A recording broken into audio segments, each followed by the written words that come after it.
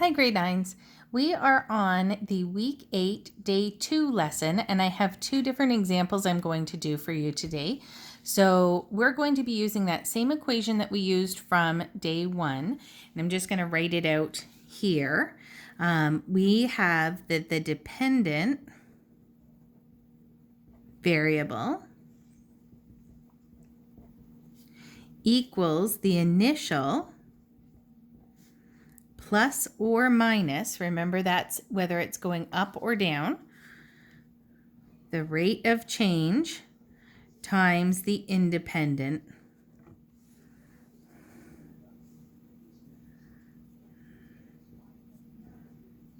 variable. And I'm going to go through and color code these the same as I did in the day 1 lesson. So the first thing we want to find are our variables. So I'm doing those in orange. The dependent variable, remember that was the one that was on the right-hand side of your table of values last week. Now it's the one that's on the vertical or up and down axis. So I'm going to write dependent variable, or DV for short, dependent variable. And then I need to figure out what letter to use. So this says weekly income. I think income's kind of the more important word there. So I'm going to circle that I. I'm going to use an I for my dependent variable. And then the independent variable, that was the one that was on the left-hand column of your table, is across the bottom.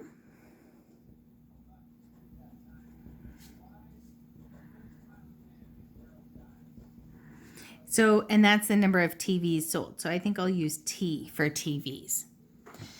Once I've chosen those, the next thing we looked at was finding the ROC and the rate of change.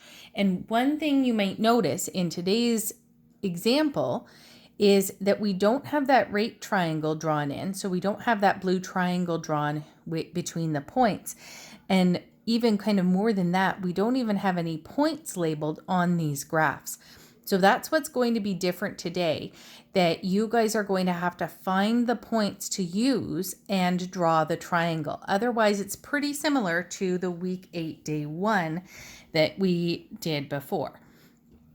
So remember when I said if you don't have the rate triangle drawn in, you're going to want to find points that are at a T.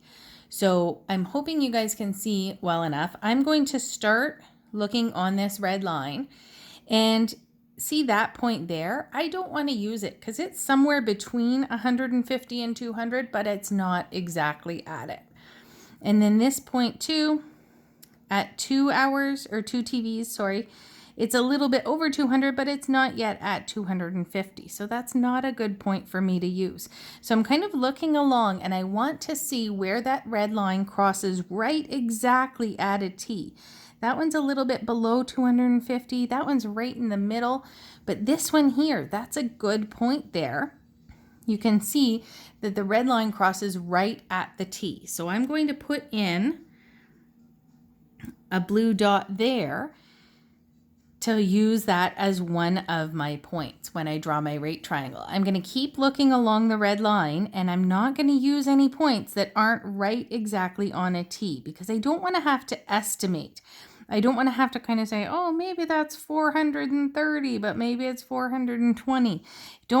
You don't pick ones that you would have to estimate. You want to pick, and there's another really good one right there, where it's right on the intersection of the up and down and the left to right lines. So you don't want to pick ones where it's kind of something point something or in the middle. Pick ones where it crosses right at the T of those vertical and horizontal lines. Okay. So from there, I've chosen my 2 points. I'm going to draw in my rate triangle and use that triangle to find the rise and the run, just like we did yesterday. So this kind of extra step at the start where you are choosing the points and drawing in the triangle. That's what's new for today's work. So I'm going to go across and look at the rise. So I want to figure out the rise, how far up and down this goes. So the rise starts, the higher number, I'm going to circle it up here as 450. So this is the up and down line, and I go across at the lower end of that up and down line, and it's 300. So this is 450 minus 300. That's how far up and down it's going. So that gives me a value of 150. So my rise is 150. Then I'll do the same thing looking across at the run. So I'll see the run starts at 5, going straight down from that first dot, and then the end of the run line ends at 10.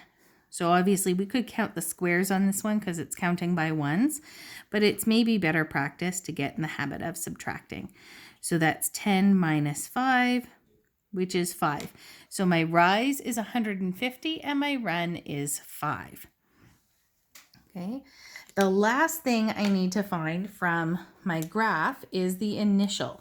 And remember, that's the starting point here where the graph starts. So I put a darker dot right at the start and circle that, and it's at 150. So that is my initial. Okay. So just kind of don't have quite enough space here to do this. So my rate, I'm going to fill in this table. So the first thing says, what is the rate of change and what does it represent? So I know that my formula for ROC is rise over run. And looking at my graph, I had a rise of 150 and a run of 5. So I'll put those values in. So 150 over 5. And if I divide those, I get 30. Now, what does it represent? We want to figure out, what does that mean? The ROC is a unit rate, so we have to figure out units of what? So my rise units, remember, were money, income, and the run units were number of TVs. So it looks like this person gets paid $30 per TV sold. Okay, so the title of this graph was salesperson income. So the person earns $30 per TV sold. Okay, so that's what the ROC is. It's our unit rate, and you can look at the rise units over the run units, or the rise per the run. Okay. The next part says, what's the initial value and what does it represent? So looking at my initial value, it was 150. And that was up on our up and down, or our dependent variable graph. And that was weekly income. So that is the base pay. So the initial is 150, and this is the base pay of the person.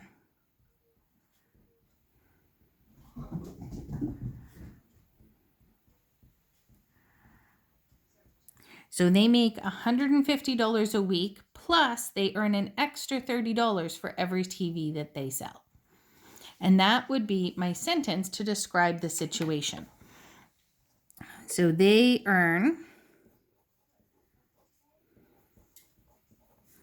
$150 plus $30 per TV sold. So if we wanted to figure out how much money this person earns, it's $150 plus $30 for every TV that they sell.